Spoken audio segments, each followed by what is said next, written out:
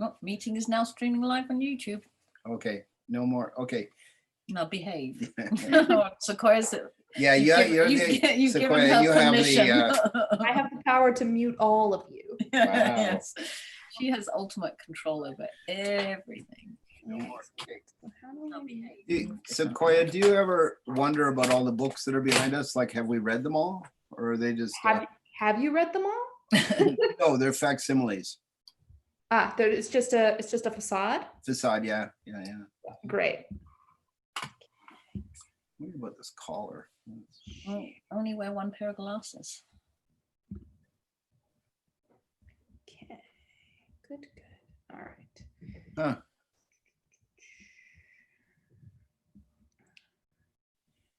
Well, hi, everyone. Yeah. If there's anybody here, welcome to Moving House Finding Home. We're just waiting for 7 to get started. We've got, kind of 10 minutes. Are we still 10 minutes to go? Yep, there's lots of time. You guys you don't have to sit there the whole time if you don't want to. Oh, no. This is We're nervous, Sequoia. it's the equivalent of peeking in the parking lot. We, get all our good chat out before it even starts.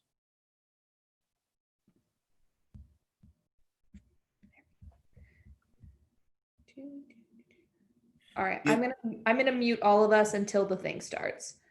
Yeah. Okay, just one question. Did you get the thing from Lachlan? What thing? Oh, the pictures? Yes. Okay, great. Good. Looks great. All right. Oh, just of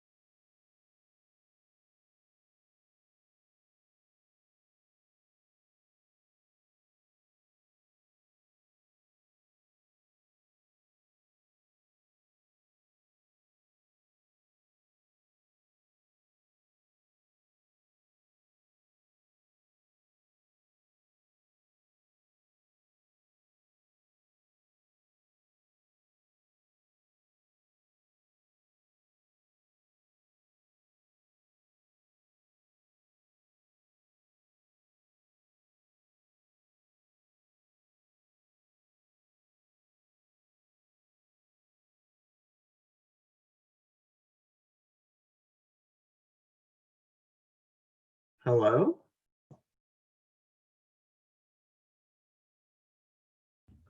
Hi, Lachlan. Hello? We're just all hanging out for one more minute before we start talking about stuff. Okay, sweet. Are we live? Oh, We are- we're live on YouTube. Sure are. All right. Hello everyone, long time no see. Less than 1 minute to go. Oh, hello, everybody. All right, I'm gonna unmute these guys now. Unmute. Oh no. Hi, Brad. I think Brad's been trying to say that for a while. He's He had to redo it because of a spelling error. Well, Oh, Maya's here. Hooray. All right. Okay, still 6:59. 7 o'clock. All right. Maya. Hi. Chris. hey. Yay, Maya. Oh, cat ears. Excellent. Oh yeah, nice cat ears, Maya. Ooh, cute. All right. Oh, I'm so excited. Hey, cute. So Maybe nice to turn see that you down. all. Hey Sequoia, do those masks or headpieces just happen to be there Yeah. beside your head? Really? What a Yes. coincidence! That's I incredible. I know. Pretty crazy. Yeah, we just unpacked like this. I know. I like that it looks like you're balancing the COVID flail on your head. I think that's fun. I thought about wearing the headpiece and then I was like, well, why would I do that when I can just, I'm sorry, I mean, and you we got unpacked it and hung it there. That's what I meant. Well, I think a few times I bounced the COVID flail on your head too, so it's fitting. All right, we're getting Getting what? So you're just We're smiling. at getting us. excited. We're getting Getting excited. excited, yeah. Amazing. All right, so it is now Uh, 7:01. So I'm going to officially welcome everybody to Moving House Finding Home, a digital parade. Thank you all so much for coming, you guys here on the panel here, and also anybody that is watching on YouTube. We have 10 people watching now. So Brad, that's already doubled your expectations. Yikes, yikes. Brad was shooting for 5 people. Yeah, that was great. Chris, did you bring your You gotta start ukulele? I mean, you somewhere. could be doing like just sort of uke stuff in the background. No. All right. So first thing I want to do is go around and have everybody introduce themselves. So I'll start and then I will pass it on to somebody else. And so once you've introduced yourself, pass it on to the next person. So I'm Sequoia. I was the production manager on Moving House Finding Home, and also I played climate change in the parade. Ann and Brad, over to you. I'm Ann, and this is Brad. We're Shadowland Theater, and we had the wonderful and exciting opportunity to work with a whole bunch of people in creating theater in a time of COVID. So, and I played the heart flag, and I guess, we all co-created the thing, especially with Arnie and Lachlan, and Sequoia was the kind of core team that created the ideas behind the show, and that were then expanded by all the others. But I guess I became the overall director. Brad was a key designer. Yeah. And I also played the bass drum in the house band. Wonderful. Arnie? Thanks. Yeah, my name is Arnie. I was hired as a intern for Shadowland during the summer. And I also, for this production, I was filming and editing the video that you're about to see. Hopefully you enjoy. So yeah, that's pretty much. Let's pass it on to Lachlan. Hello, everyone. I'm Lachlan. I don't know if we're still at 10. Hello, all 10 of you. I'm Lachlan. I was now. I was intern number 2 at Shadowland over the summer, which was excellent. Got the opportunity to build a lot of the stuff like we all did. It was a great experience working, constructing everything with everyone. And I also got to operate the big house puppet, which was a lot of fun. When you say operate, you mean you were internal. You were the internal Yes. motor. Internal puppet operations. Okay, great. The smooth operator. Yeah, absolutely. Yeah. So I just pick anyone to go next. Yep. How many of us are there? Maya, how about you go next? Who? Maya. Sure. Well, Hey. Hi, I'm Maya. I was a still performer in the show. I play COVID-19, beloved by many children when we Yes, get the show, yes. and they all chase me yelling, COVID-19. Oh, And that was a lot of coronavirus. Yeah, You're that's contagious. good. You're contagious. You are very I got to be one of the adversities and will haunt many children's dreams. Yay. Yay. Chris, I guess over to you. Yeah. All right. Thanks, Maya. Yeah, Maya was awesome. She stole the show. Oh no. So did Sequoia. Oh no. So did Anne. Oh no. What So about did. the bass drum? Oh yeah. Come on, man. The impromptu bass drum solos that we never quite called for, but yeah. Got anyway. Yeah, so I was part of the band, the house band with Brad. We had two other awesome musicians, Jacko Bacco and Ben Lee. One time we had Max Kelly. So it was the band was accordion, banjo, djembe, and bass drum, which, you know, just makes sense. That should have been the instrumentation for rock and roll. It just happened to be, you know, guitars and stuff, but it was originally intended to be that instrumentation. So yeah, and it makes a lot of sense. Anyway, we had a lot of fun doing the music, and yeah. And Was there a everyone theme to awesome. the music? Was there a theme? Well, we came up with a few tunes just like in situ, like based on what somebody knew and everyone else jammed out. But the bulk of our repertoire was sort of calypso versions of sort of country songs. So, you know. But also with a It's home one done. theme. Oh yeah, they all had something to do with home. So Green Green Grass of Home, Take Me Home Country Roads, help me out, Brad. Home what on are the Range. Oh yeah, Home on the Range. Yeah. So these Our were house or my house? our house. Yeah. So Yeah. these were all of our hits, Yeah. but they were instrumental Brick House. calypso versions of Brick these. House. Brick house, yeah. Yeah, Brick House. Yeah, we did Brick House. Yeah. And burning down the house. Didn't we do that one? Try that We one? tried. That didn't work out so well. Yeah. That didn't work out so well. We dropped that, but it was, you know, it was there. It was early. house music. Yeah, it was house music. That's right. Yeah. All right, wonderful. Well, that's everybody that's here with us today. And as was mentioned, we also had a few other people who haven't been able to join us tonight, but might show up at some point or might not. We also had in the band, like Chris said, Jacko Bacco and Ben Lee, and also Max Kelly on one occasion. And then we also had Nathan Lister as one of our stilt walkers. And What did he play? he played Greed. Greed. See, typecasting. Well, you know, Yeah. you play to your No, strengths. Nathan. Yeah, so just to let you, the audience, which we've got 18 people watching now, Yay. we're going to talk a Oh, little great. bit about how we created the project, and then we're going to show you the video version of the project. And I will Oh, preface there's that- Jacko. Oh, Jacko. here's Mr. Bacco. Excellent. Let's see. All So right. what to do? Yay. Hey, Yes. Jacko. Oh, so like this maybe. I don't know technology. My wife is there doing it. That's good old Val. Thank you, Val. I think you have to turn on your video. Your video is muted. Oh, Yeah, that's good. Yay, Yeah. there you are. Yay. Great. Hi, Hi, Jacko. How are you? Jacko. Okay, Perfect. Good time. Yeah. You're just in time to introduce yourself to our audience.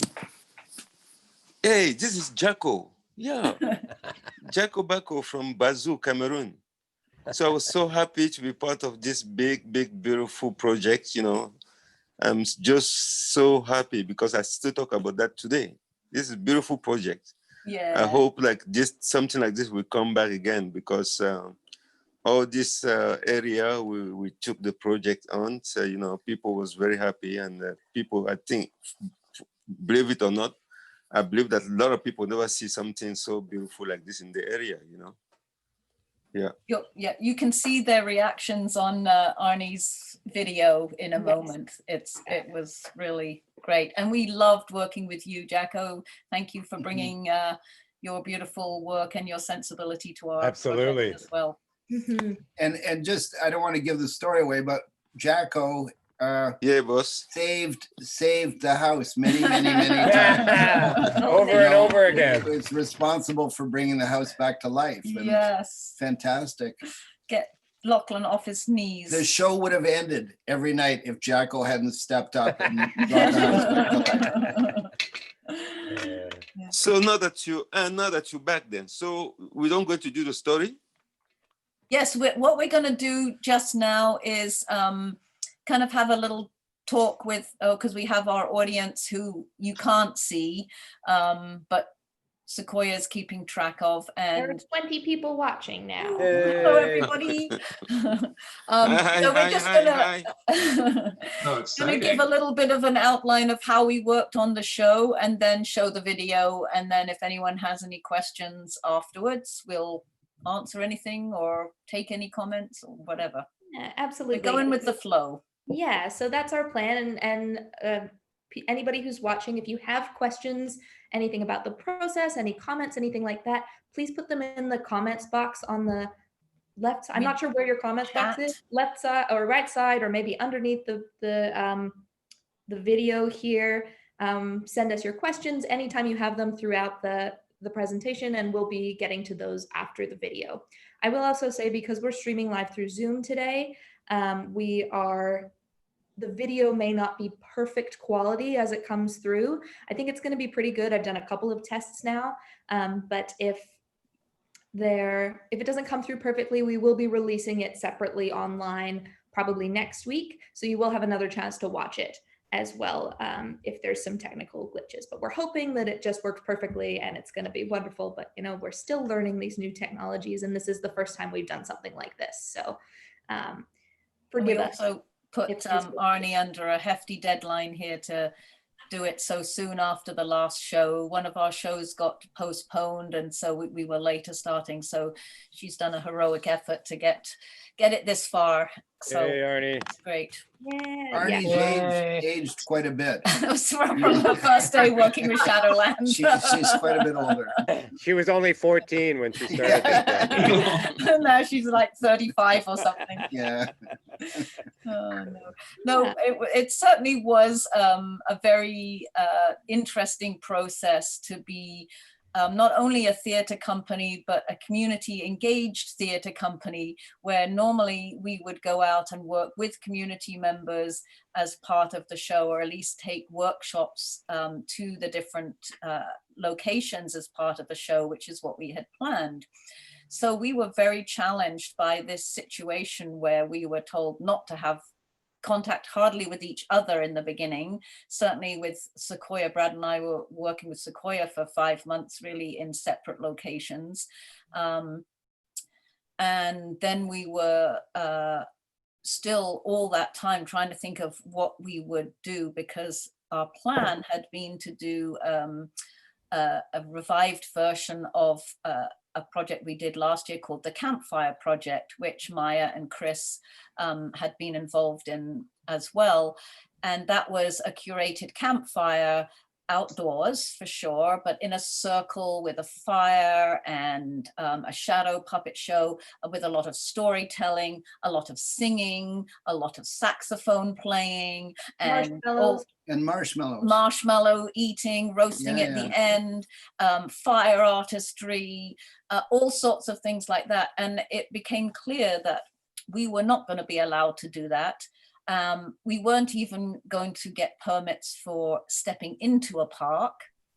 So it brought us up with quite a number of challenges.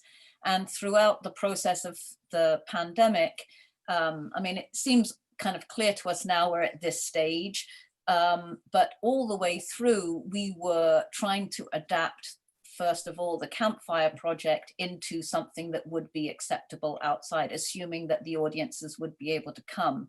And it became increasingly apparent that they weren't going to be able to come. And we literally did our first kind of public project on the island, on Toronto Island, on the day that we were allowed finally to have 100 people in the audience. But I think one of the interesting things is that we went from, you know, community theater kind of packed around a campfire to, okay, you can't have an audience. You have to be distanced as performers. You have to wear masks, and you can't walk into the parks. You know, you can stay on the sidewalks and maybe you can go on the roads. So it's a very interesting challenge, how to do storytelling, but it has to be visual because you can't talk to people. And, you know, and so we kind of morphed ourselves into a storytelling, mask wearing, distancing kind of parade.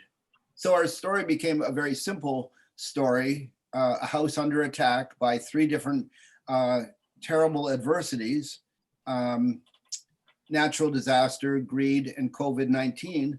And the house personified, or, you know, the house then is under attack, and it took love and good drumming to bring the house back to life. And which it did. Every time, you know, the heart flag wove by Anne and Jacko's drumming, you know, brought it back. And then we'd march to the next corner and we'd repeat this little sort of semi agitprop story again.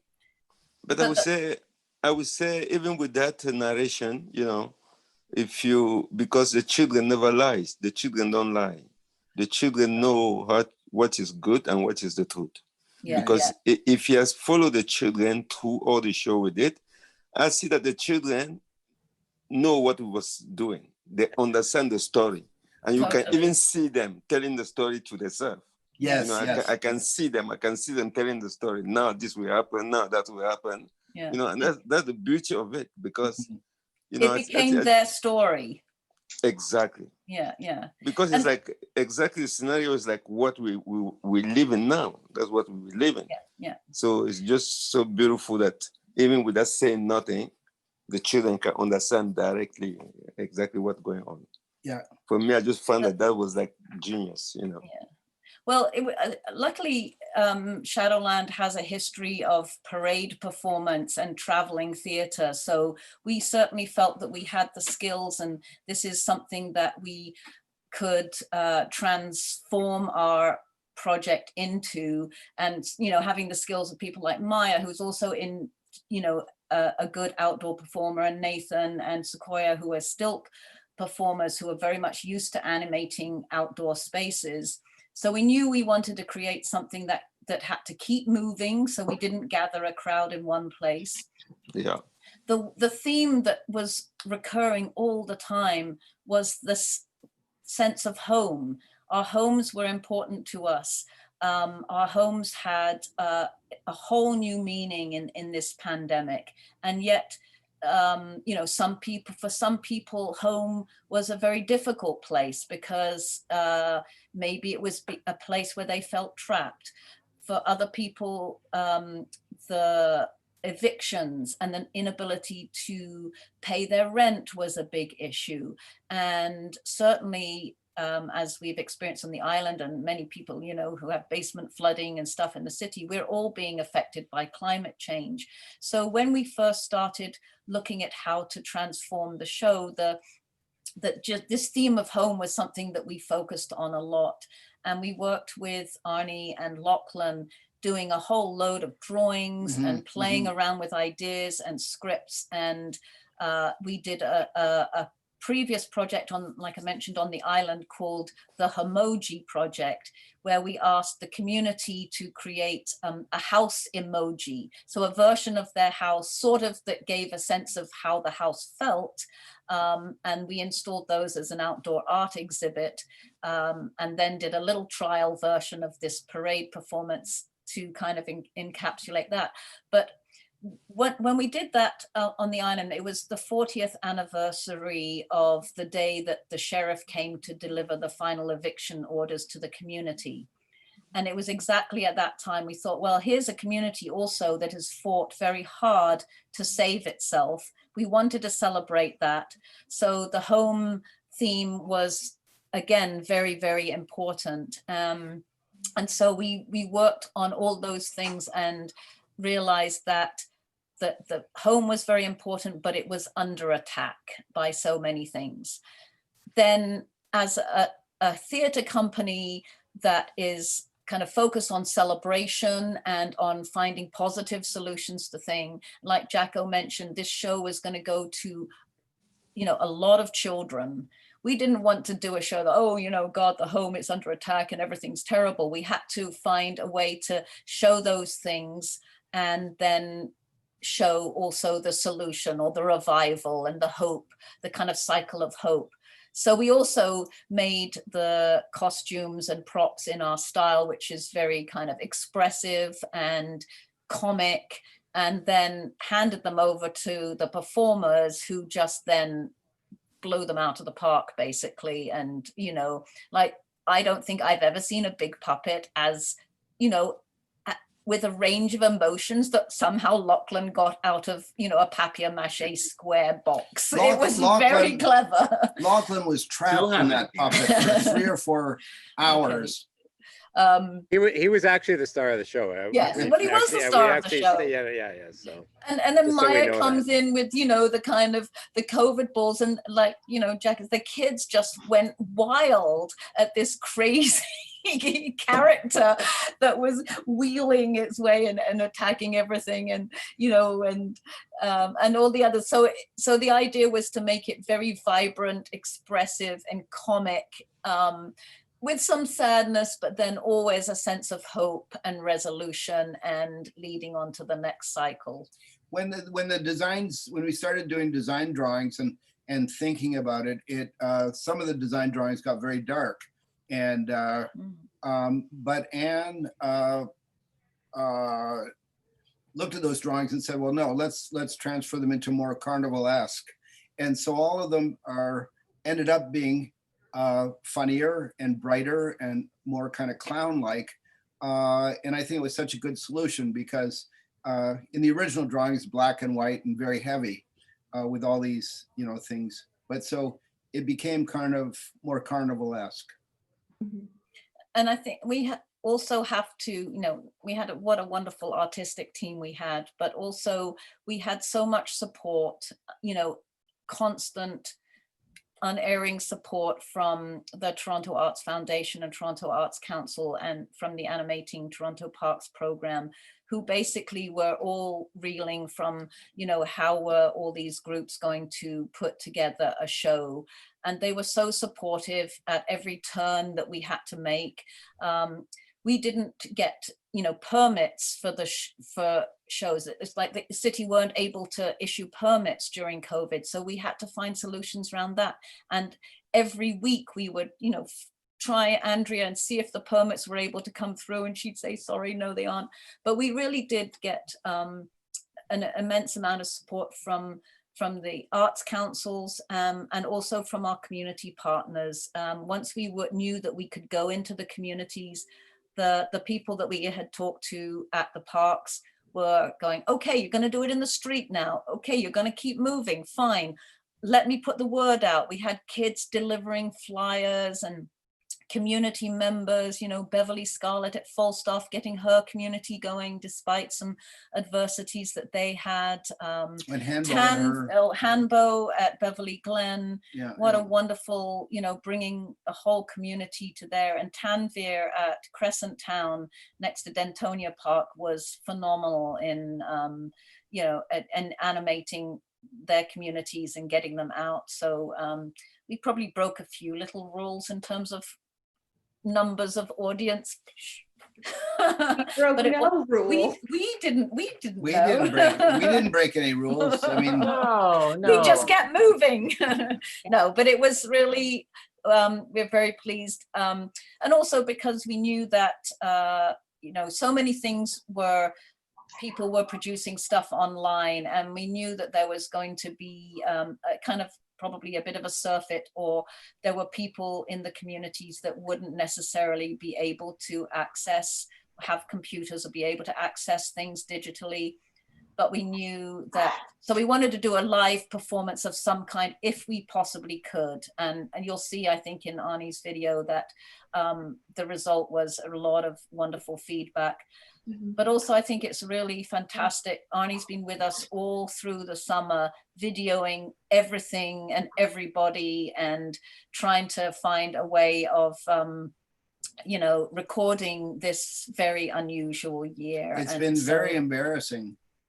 A lot of it, you know. Would you like to see is it time What do you to- think, Sequoia? Do you think we should show the video? Yeah.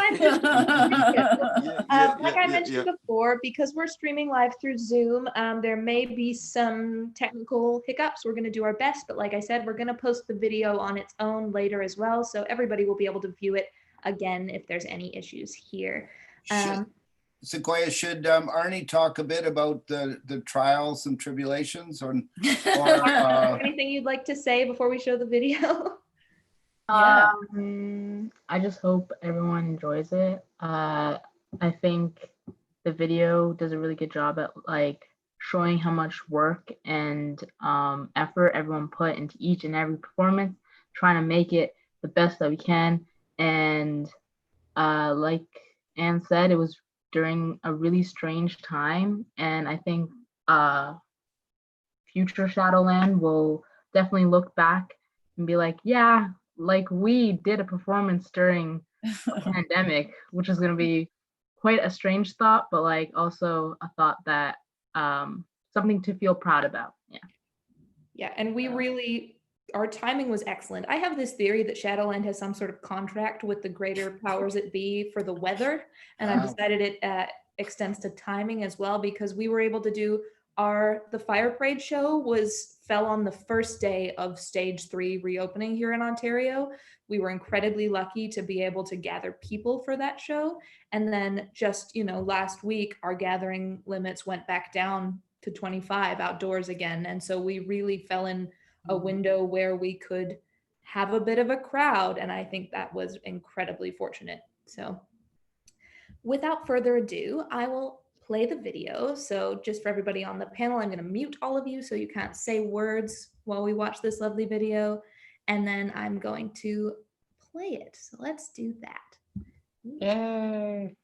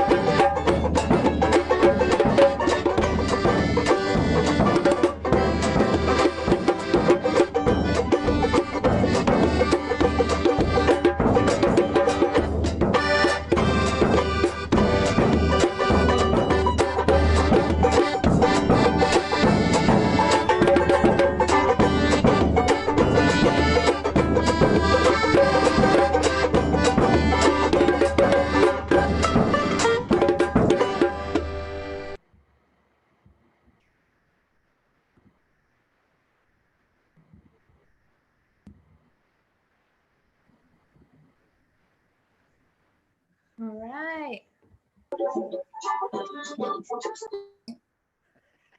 So I'd like to watch it again. And you can watch it as many times as you want, Brad, just Oh, boy. not right now. Who's that bass drummer? Beautiful. Did you sub in another bass drummer or something, Brad? Was that really you? That was. You know what? No, it was me. You didn't fix it in post? I think recording the video was always a challenge for Arnie because there were so many other sounds outside and sounds of audience members, and just we were trying so many times to do other parts, interviews and storytelling and things like that, and we were amazed at how much sound there was. So very good work on the sound, Arnie, to get it that good Absolutely. with yeah. All right. All right. So if anybody watching has any questions, we have 27 people watching now. And so, yeah, if anybody has any questions, feel free to put them in the chat. Anybody from our team, and we'll give people a few minutes to do that. So anybody from our team, if there's anything else you want to say about the project, any,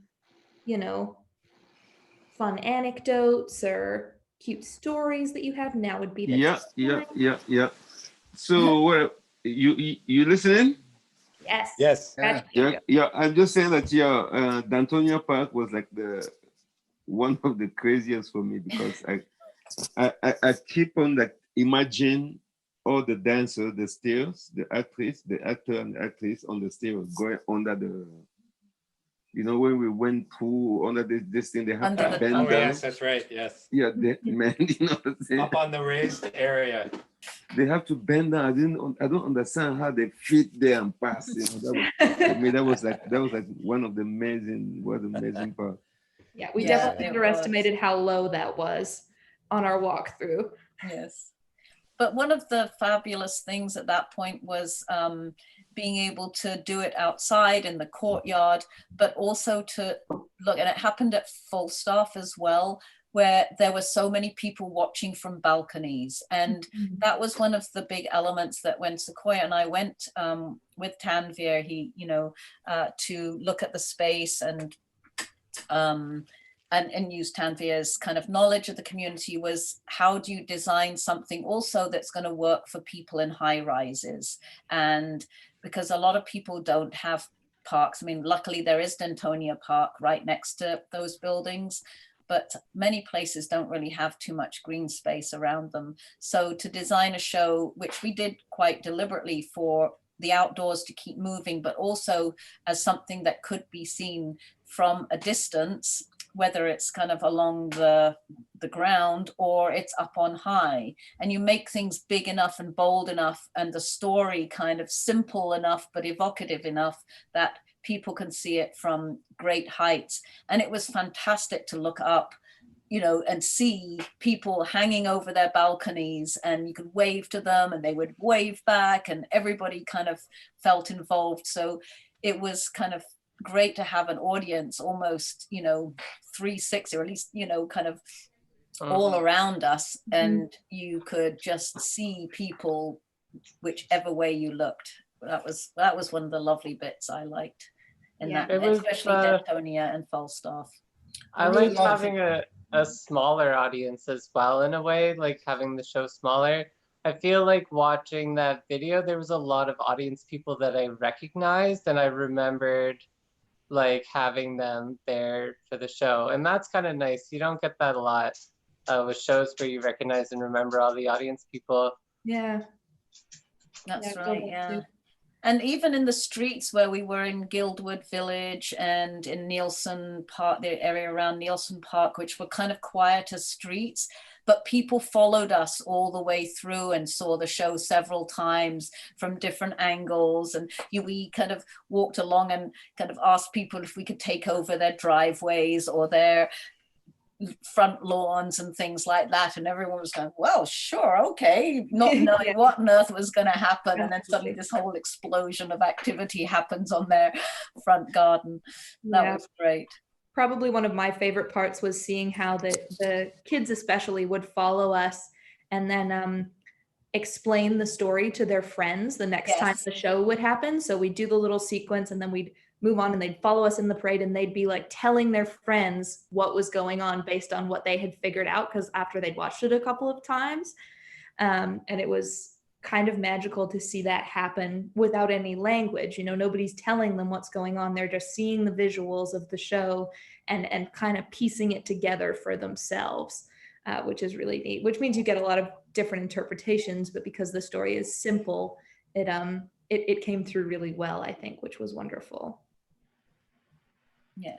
Yeah, so I've got a couple of questions. Mean Eddie, who happens to be my father, would like to know if we're going on tour. To which I say, coming we to New already went Zealand. on tour. We toured 6 parks in the Greater Toronto area. Yeah. Sorry you missed it. New Zealand's just a bit far away. But And also, so- I think it's the kind of show where it is something now that we have, and we could be, you know, who knows what's going to be happening in the next while. It's, you know, it could be adaptable to a different team if not everybody could do it, although we'd love the same team. But yeah, you know, let's think about if it, I think it certainly has a future life. I agree. Yeah. And But you we're- might have to come to Canada, Eddie. Yes, I agree. And it's also lovely to Welcome be able to fund our do this, trip. digital. Yeah, can't we go to New Zealand? I'd like to go to New Zealand. Yeah, actually, I'll let's go just to do New that. Definitely can't right now. No, they won't let us. Will not let us in, but we'll see what we can do. Yeah, so I think it's got a future life as well. All right, next we have a question from Furious Gator, who says, what was the most challenging thing about putting this together during this time? Well, I obviously not think- being able to play the saxophone. I mean, that's the obvious. That's, you know, Oh, Yeah. true. With a Yeah, you face can't mask. play any wind instruments. yeah, exactly. Or sing. That was our main challenge.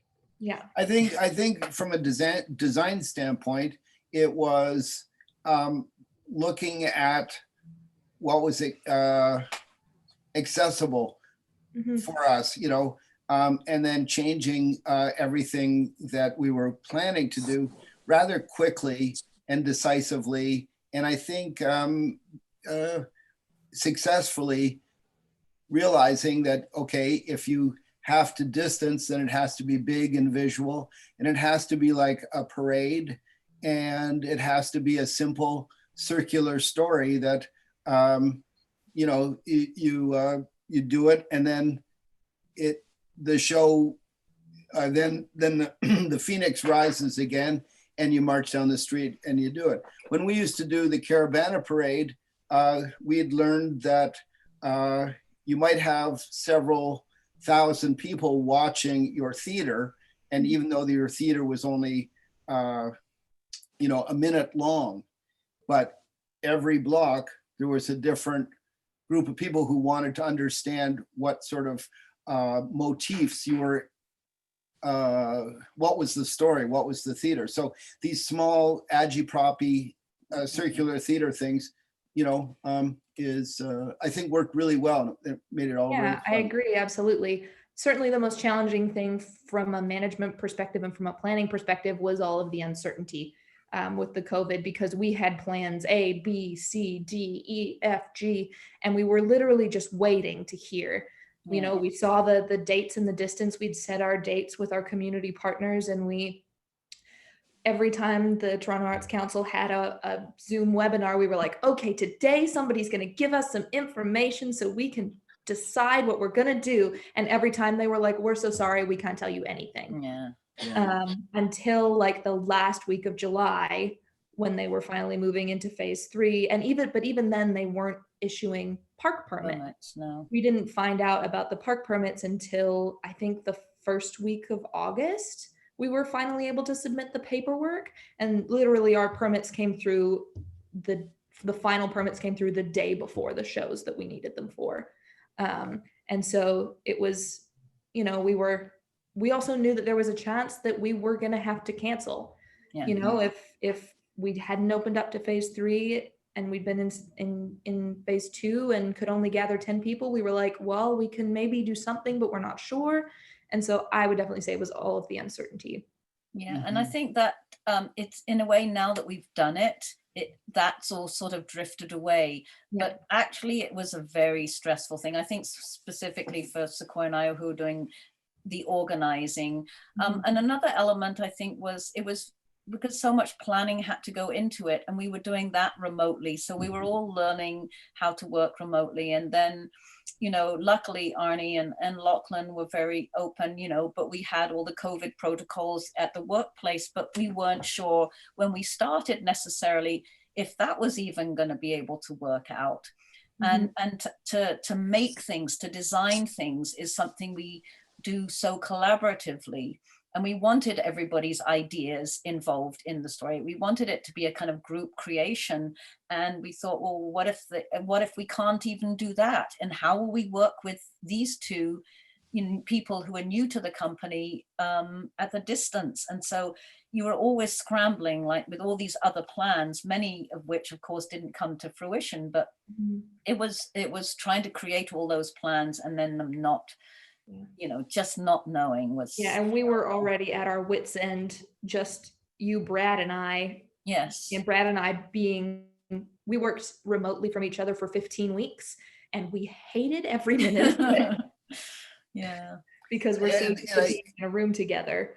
And Sequoia, just to build on something that you said earlier, Yeah, is that monitoring what the experts were saying, and absolutely. they had no information, and so just by necessity we became the experts, and we came up with a successful formula for doing theater, community theater, in a time of COVID. And I'm really proud of that, because there was no one who did a better job than we did. We sorted it out, and we came up with a very successful model. So congratulations to us all. Yeah, and well, I think also because we had hired, Jacko and Maya and Nathan and Chris and, that the team, Ben, for, for a summer, for the campfire project, that was our team for a completely different project. But the fact that everybody was so flexible and adapted to a new situation and kept with us during the changes, that was really, we are very, very grateful to you all for that. Thank you so much. Yeah, absolutely. Being And so flexible. the rehearsal process went so smoothly that we canceled our dress rehearsal, which felt like tempting fate a little bit, but everything was fine. Yeah, I feel like that very rarely happens working on a show. Yeah, I don't think anybody's ever like, oh no, I don't think we need any more rehearsal time. I think we'll just cut it back. So Yeah. So, Well, It was a short show, but I mean, Yeah. You can be over rehearsed. That is. yeah, the thing. we would have hated to have been over rehearsed, lose the spirit. yeah, No, it's absolutely. great. Thank you, everybody. I think, the other thing is that it's such a talented group and multi-layered in their talents. And so, an example being Lachlan, being fairly ace builder of things, but also just so excited about being a puppeteer, and it just allowed us to, have fun and all the different sort of weird levels that we were in. Yeah. We even made Arnie make things too. Yeah, I just want to say also thank you for you guys to make the costume, because I really love the hat. Yeah, I yeah. never even think something like that. I never even imagine something beautiful like that. Oh, Oh, the it's only hats, just begun, you know. Jacko. Be careful Hey, what you say. Sequoia, put up Jocko's hat there. I see it there. Yeah, Yeah. I got it here. I got it right here. Yeah, exactly. Oh, you see? Little Cameroonian touch there, hey, Yeah, Jacko? Yeah. Absolutely. Yeah. All right. Beautiful. And so I think I have another question here. Robin Careless is asking, what was the most challenging element of the project beyond COVID? Which is a good question, because we were so wrapped up in the COVID-ness of it all. Mhm. Hmm.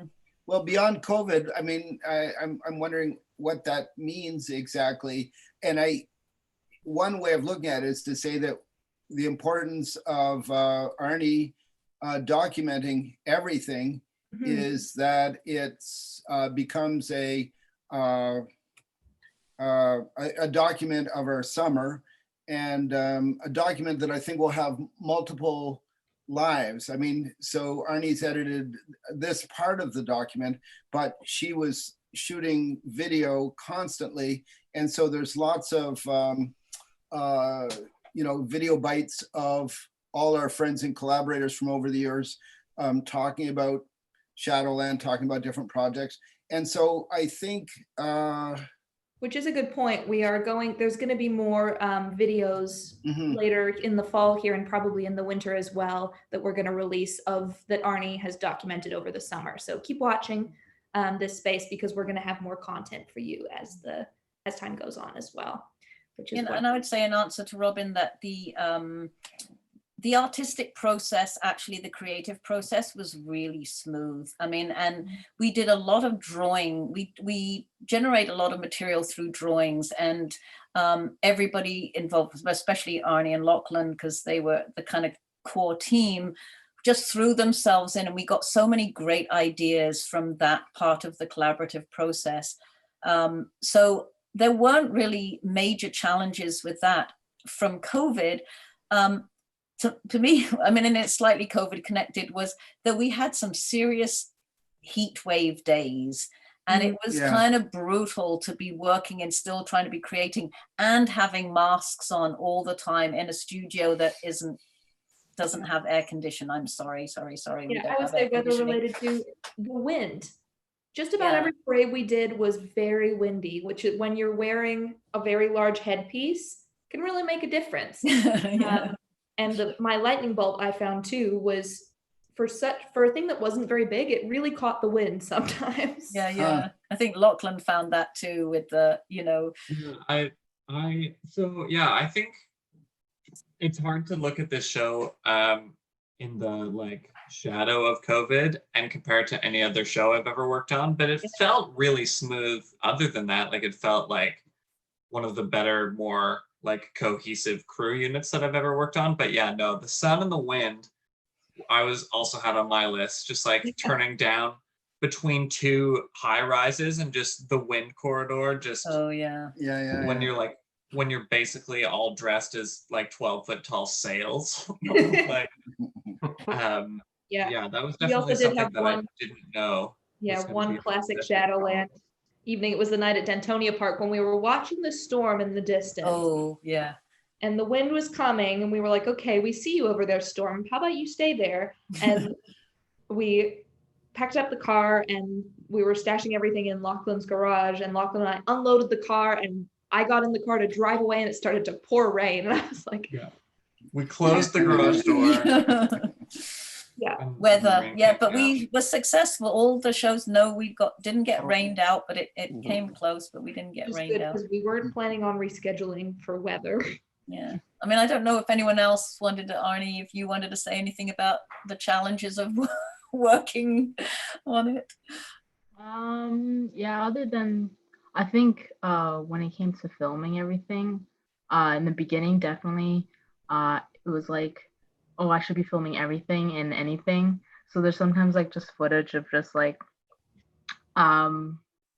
really random things. But then I think throughout the summer, I kind of picked and was able to kind of pick and choose better, I guess, and be okay, I should mainly focus on this, and then I can leave this sort of out, just because it'll be easier on me when I go and edit.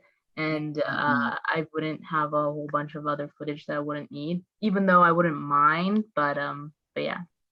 Yeah, and I think that in a way was part of the whole process that you also do creatively in the theatre work. You have a lot of ideas, like all the drawings that we had and things, and then you get rid of a lot of them because the other ones kind of come to the fore. And it was the first time you'd worked with us, and you were still feeling your way. So I think that is part of that process. Hey, hello. You were in our video.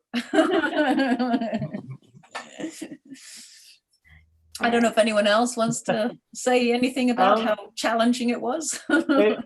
It was a bit interesting keeping the show moving. A few of the parks we didn't go very far, and that was okay. But I definitely remember the first show, keeping moving. We went on quite a hike.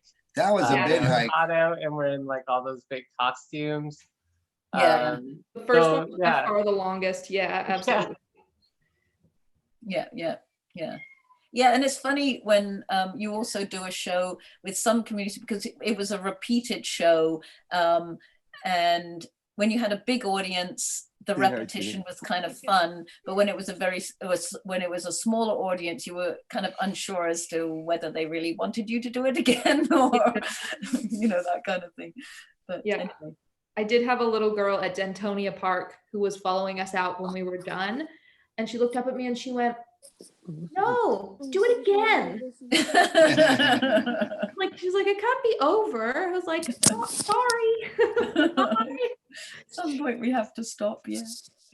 One of the things I really appreciated, this is just like a little personal thing, was that our community and collection of collaborators and friends of Shadowland, we all kind of develop a shorthand and, nods and winks and, little snippets of conversation that refer to many shows that we've worked on over the years. And Arnie somehow miraculously stepped into this whole group of creative people and felt very comfortable and was able to, lay a pretty thick level of charm on everybody and got everyone to talk. And so it was really amazing. I mean, Lachlan, you were pretty good too, but I think Arnie did it a little better. The charm. I do actually just have astonishing.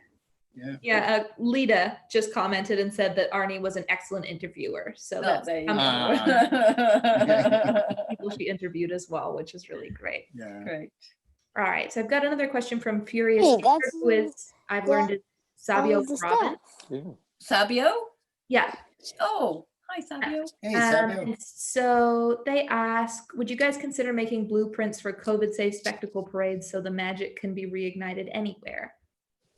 I think it's kind of inevitable that that's the way we're going to be thinking. In fact, we were just talking with our board the other day about, doing things specifically for high rises, for instance, and, looking at because we have this kind of home image and knowing that some of the elements of home are not as good for some people as others. There's a huge number of people living in apartments. So how can we create work, for instance, that is really designed for people living in apartments that they can come out and see on the balcony? Because also in some high rises, traveling on the elevators or the what would you call them here, lifts? Yeah, things elevators. are really, that's really difficult. So you want people to be able to have as much access to a show as possible. And I'm kind of now thinking about, doing things in the snow, on the ground, in artwork that can be seen from a distance. How can you create images that work, in a way horizontally for people looking down on them and animated? So I think that's a really great question. And I think it's gonna, all of our processes had to be rethought, and I think it's an ongoing process, and it's also to do with accessibility and making the work we can as accessible as possible to as wide a range of people, and not just those dependent on digital forms. Yeah, absolutely. And I have something to say to build on that a little bit, is that we found too, when we went out into the communities, that people are so eager for live entertainment right now. And a lot of people are very digitally fatigued. So as much as it is wonderful to have all these artists creating online content, we feel that it's really important to continue to create live content that can be viewed in person, at a safe distance with whatever measures are in place, because people are really craving it and they really miss it, because it's a large part of what is missing in our society right now. And I think this show also was so visceral. It had the battle between good and bad, and the musical narrative, you can feel, the tension happening and then being released, and that happens through music. And so I think people that saw the show, felt the show, heard the show, kind of, they had an opportunity to really feel the show. And that was, I think, really became an important part. It wasn't just about watching something, it was feeling it. And you could see that. And even after, you know, there's some little bit of footage at the end of us packing away, but there were some moments there when people, you know, small children wanted to come and just touch, like Lachlan's head, for instance, the head of the puppet. The puppet, not Or Lachlan's head. not Lachlan's head, no. Or just, you know, play with the flag, or, you know, touch something, the COVID ball or whatever, and just kind of get a physical sense of it. It became another fascination. Was this real? Was it going to come to life again? You know, was the house going to speak or move or whatever? So just having that physical contact with people was fabulous.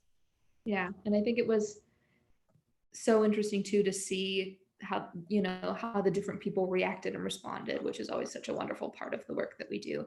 And also, I would say to send a question, if any artists are interested in more of the kind of the nitty-gritty details on how we did this and how we put this together, feel free to get in contact with us. We are more than happy to dive into the minutia of logistics that kind of got us there, but we won't do it here because, you know, only so many people are interested in the permit logistics and how many phone calls we made to different departments at the City of Toronto office.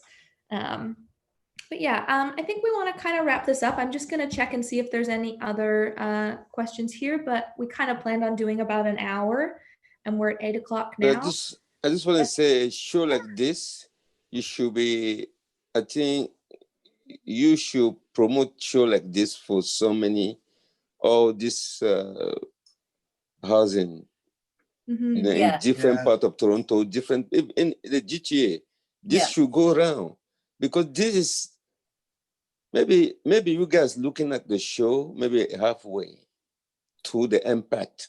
Yeah. Because this is something very powerful.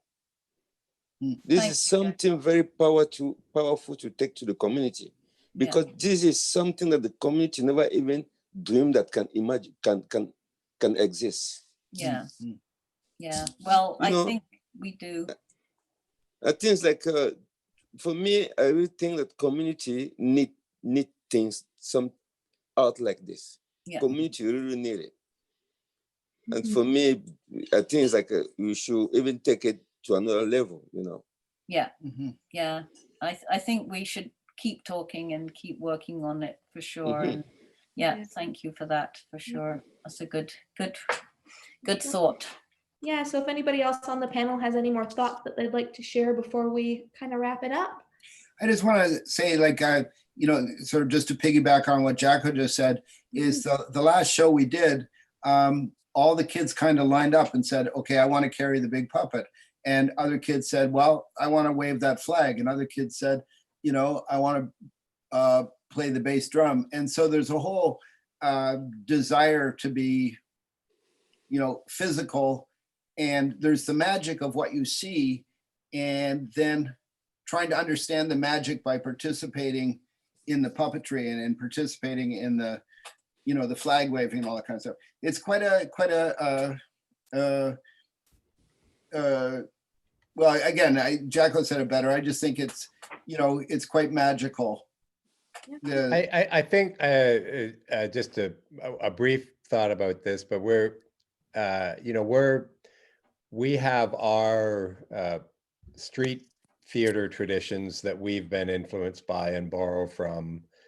But I think it's important to remember that street theater is something that is likely more familiar to a lot of the sort of immigrant, you know, communities that we're going into from other parts of the world than even they are here, right? Like this kind of street theater thing is very universal and something that people can, and people can immediately understand, right? And so this is one of the things I thought of when Jacko was talking, is like, this is something that people get right away, you know, and that's why it's powerful, you know. I think one of the other challenges, you know, Robin asked about the challenges, was that normally we would take a show and do some community engagement part, like we'd run a workshop or we'd do something. And especially I think at Falstaff and Dentonia, it was like, oh goodness, we want to come here. We want to teach all these kids to stilt walk. We want to teach them all how to make puppets and to play music and to wave a flag. And I think looking forward, where, that is a big challenge. How do we maintain doing real community engagement and allow people to learn those skills when we aren't actually allowed to go close to them or touch Well, that's them the other or thing, do sure. that kind of thing. And strategizing around those kind of things, beyond the digital is going to be, I think, a big challenge that we have over the winter. Yeah, absolutely.